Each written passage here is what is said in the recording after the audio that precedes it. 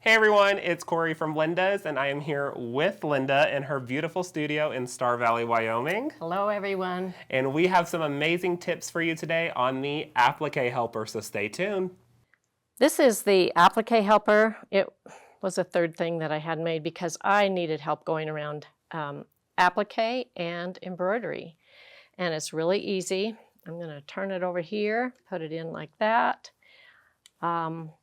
You can actually go around applique like in 14 stitches to the inch, but my left hand, if you think left hand is controlling where you're going, it makes it so much easier.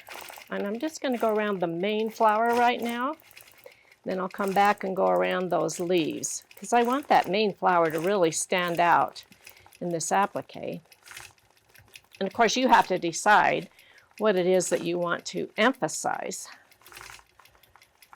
See, then I can come back and go around these leaves.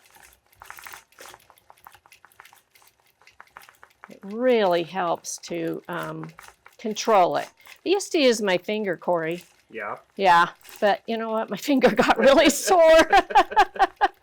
So I gave up on that, and I thought, there's got to be a better way of controlling that. And you do have to have your clamps on and everything because you're really moving with the quilt because you press down a little bit. You probably noticed that when you've done it. Yeah. You do press down. I think one of the really cool things that you're showing here is that not only are you using this great tool to get around this embroidery piece, but you're also being able to go through the embroidery and work on those different aspects of it. Because a lot of people, when they see this, think I can only go around the outside. I can't quilt through the center of this. That's right. And this gives it great dimension and great poof, kind of that faux trapunto look even. And you were able to have perfect control with that applique helper going around that beautiful piece there. You know what? I learned a long time ago that nothing is sacred. Yeah. So, and then of course around here, I probably would maybe just go around here like this. Just maybe echo a little bit. Yeah. And then I can come back and I can also start putting leaves in. And I could expand these, you know, all the way down. You know, I could take out that whole area. Right. And another thing that I've learned is that somewhere in the world there's a leaf that looks just like mine. Because people get kind of freaked out about, oh, that's not what nature looks like. And actually it is. Every leaf is unique. Yep. Just like these. So going on, just expanding off of that beautiful embroidery piece that's already there, just adding your own little flair to it. It's so much fun, especially with that contrasting thread. It makes it even more fun.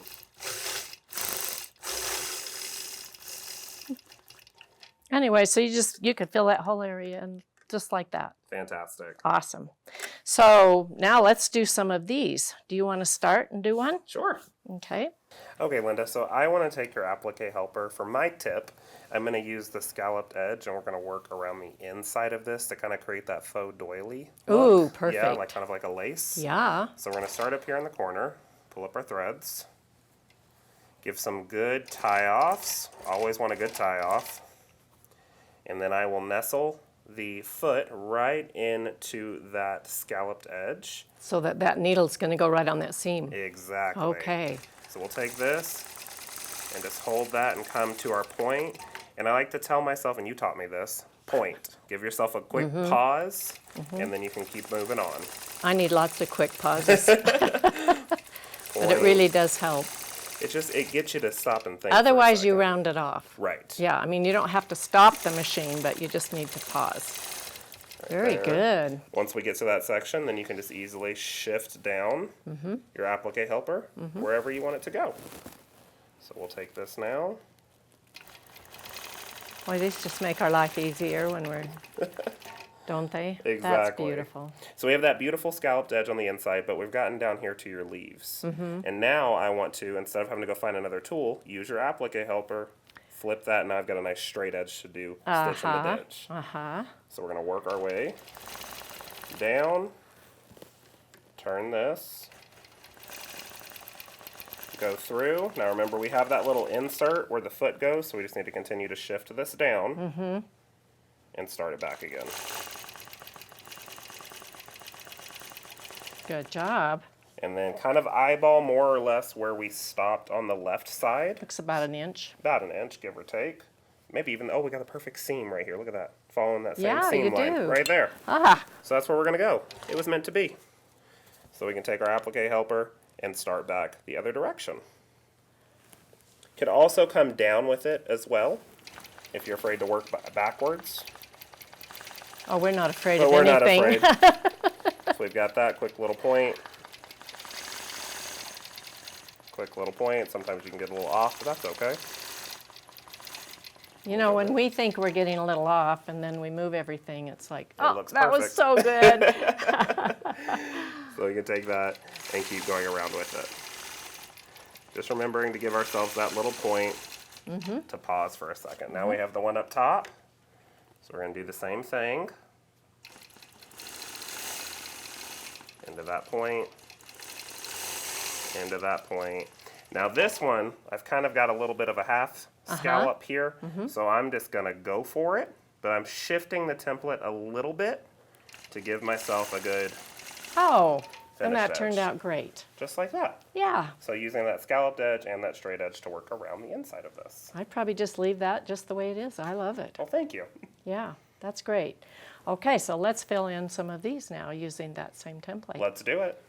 Okay, I'm going to put a design in this area, Corey. So it'd be like a sashing or a Okay. border or whatever, Yeah. you know, all the way around if you want. But I have to remember that I've got that 1/4 inch. I don't want to come clear out to the edge. Because of And the I'm binder. famous for that. So it's hard for me to remember. I just quilled everything that's there. And then I'm going to use this ruler. It's really cool because you have it right in the middle there. And so I can put that up between there and see how far over. There I go. And so I'm right there. I just need a line here, and I'm just using this chalk pencil, which has been a lifesaver. Kind of move that out of the way there. Just to give myself an idea of where the center is. Okay, now I'm going to use the applique helper. Okay. Okay, and I'm going to come down and then go up. So I'm going to start up here, get my security stitches, and I've got my line there. So I am using that line. I want my needle right where that middle line is. So Okay. just at the bottom of the kind of the valley of that. So I'm coming around like this.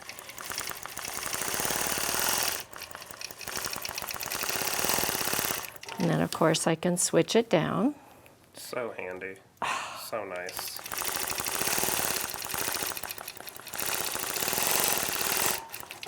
Okay. Perfect. Okay, then I'm going to just switch it around, switcheroo. And I want to just meet up with my stitches. You see, like that. Yeah. And remember that point, we're stopping in the point. We're not in that big of a hurry. Well, most of the time, we're not. All right. Look at that. Yeah, I like it. I like it too. Okay, so what can you do to fancy this up? We can fancy it up in the background with some ribs. Okay, let's Some see ribbon them. candy, Ribbon okay. candy.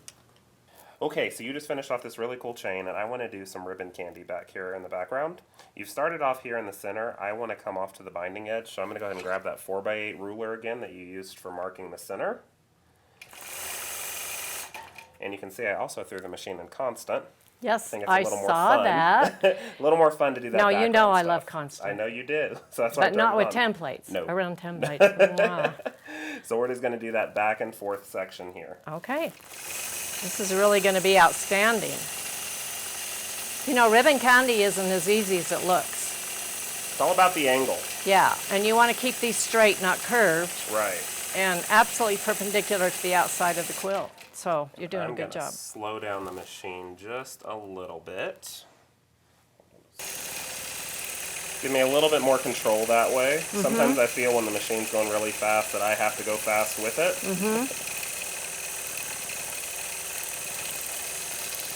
Love the ribbon candy. Adds just a little bit of texture in the background. Oh, it adds a lot of texture. And you know, the fun thing about this is you could add a different color of thread around the outside. Ooh, so yeah. you'd have that bright green in the middle. Right. And then have a completely different color background. It'd be awesome. So we're here towards the end. So we're going to use that same template. We could bounce over to regulate, but since this is just a straight line, I'm okay doing constant with that. If we were doing something like the Applique Helper, maybe not. But we're just doing a straight line here, and that's okay. Makes this easy. And then we're just going to go back up. Okay.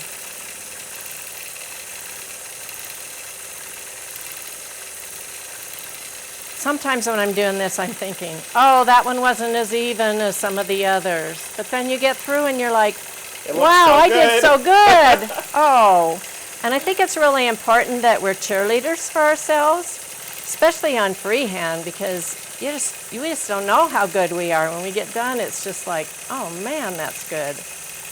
That's awesome. The way it comes out. Just got to make sure it's horizontal, horizontal, horizontal, or vertical, whichever way you're doing it. And going around a corner is fun. I have to mark those because they have to be like mitered, you know? Right. It's really fun though to do this, even in an entire border.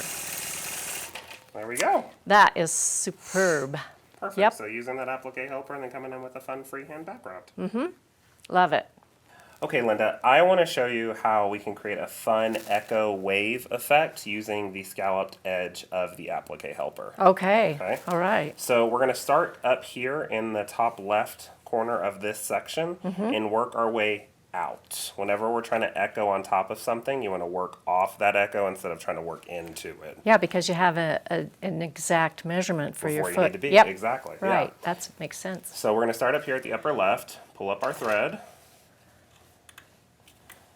do a few secure stitches, grab that Applique Helper, line that up, nestle the foot right in, and then we get to do that one, and just continue working down. That's going to make that design from the other side too. Look at it, yeah. How Yeah, it just that is so kinda cool. comes together naturally like that. Yeah. It's always fun. All the fun things. But we're just going to keep moving down to our point. Now remember, when we did this other side a few segments ago, we stopped right here at the edge. I'm going to keep going with it. Just going Okay. to have fun. Okay. All the things. Right there down Right to there to the stitch in the seam. ditch. Yep. Okay. So then we'll take and move this over, and we're going to go the distance of the hopping foot. Okay. Okay? So we're just going to roll down the ditch until we get right there on the hopping foot, Okay. and then line this back up and take it off again. Okay, now remember, when we did this kind of half one, we have to keep that in mind, that we keep this the exact same distance, so when it comes down, it's going to hit perfectly. Okay, so you're putting the edge of the curves right on your stitching. Exactly. Okay. Yeah. Okay. As we're going right here. And that gives you the spacing. All the fun stuff. We're going to come into here.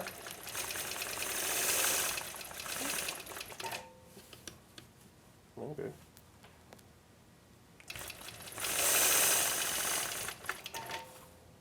I like what it's doing though. It's not, that wasn't my goal.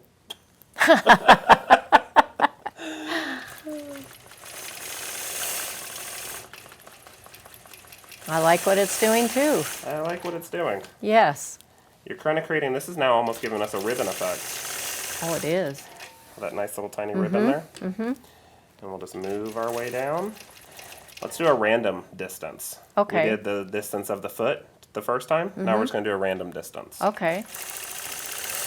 To show you can really make this super dimensional. Once your hand gets a little far away, shift that down so you have complete control of where you're at. Yeah, that left hand is it's so happy to be working. For me, anyway. I know left-handed people are like, whoa, they're really good at templates. Do a random distance again. Line that up. We're starting off on that curve. And we're down. Shift. And go.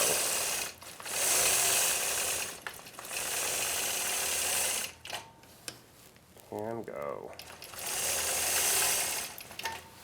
Just like that. I like it. I love it too. So we're going to keep moving through. Okay, Linda, so this is what I have finished off with right here. So we started with that initial small one, and I came in with the original idea of spacing it out 1/4 of an inch. But as I was going with it, I said, you know what? Light bulb came on, and I said, okay, let's just make this into more of a dimensional look, space out the idea, and it made that applique look like it's more or less exploding out here in the border. And then we also got that secondary pattern right here, that same little Which chain. was a bonus. That was a bonus. Yes. That was a design choice there. Yeah. As it came in to fill that up. So many different options that are available with the Applique Helper. Yeah, I'd love it. I love it.